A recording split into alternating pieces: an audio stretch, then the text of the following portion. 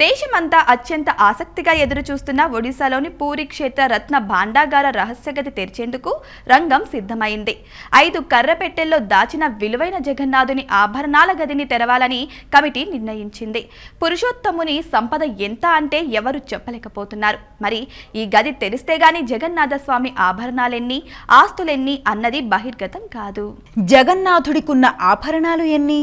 అప్పట్లో రాజులు ఎన్ని కానుకలు సమర్పించారు? అసలు ఆలయంలో రికార్డులు ఏం చెబుతున్నాయి? ఖజానా తాళాలు ఎవరి దగ్గరుంటాయి? జగన్నాథుడికి 12వ శతాబ్దం నుండి 18వ శతాబ్దం వరకు ఈ ప్రాంతాన్ని ఏలిన రాజులు విలువైన సంపదను కానుకల రూపంలో భక్తితో సమర్పించుకుంటూ వచ్చారు. బంగారము, వెండి, వజ్ర వైఢూర్యాలు ఇలా వెలకట్టలేని సంపదను స్వామికి అర్పించారు. వీటన్నిటినీ 3వ గదిలో దాచారు.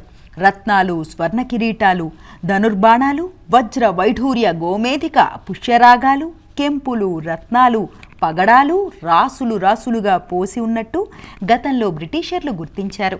గంగ వంశానికి చెందిన అనంగ భీమ్దేవ్ అప్పట్లోనే స్వామివారి ఆభరణాల తయారీకి భారీగా బంగారాన్ని సమకూర్చారు. ఉత్కల వర్సిటీ పబ్లికేషన్ మాతలపంచి 31వ పేజీ ప్రకారం అనంగ భీమ్దేవ్ ఏకంగా 28,000 కేజీల బంగారాన్ని స్వామికి కానుకగా ఇచ్చాడు. రాజా రాజ్దేవ్ కూడా 59 కేజీల బంగారాన్ని ఆలయానికి ఇచ్చారు.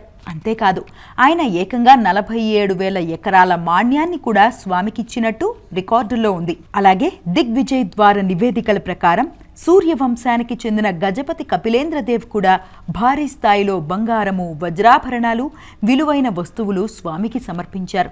దక్షిణాది రాజ్యాలపై దండెత్తి ఆయన విజయం సాధించిన తర్వాత 16 ఏనుగులు మోయగలిగినంత బంగారము, సంపదను తీసుకువచ్చి శ్రీక్షేత్రంలో స్వామికి సమర్పించినట్టు కూడా చరిత్రలో ఉంది. ఇప్పుడు ఇందులో ఎంత బంగారం మిగిలిందన్నదే అతిపెద్ద ప్రశ్న.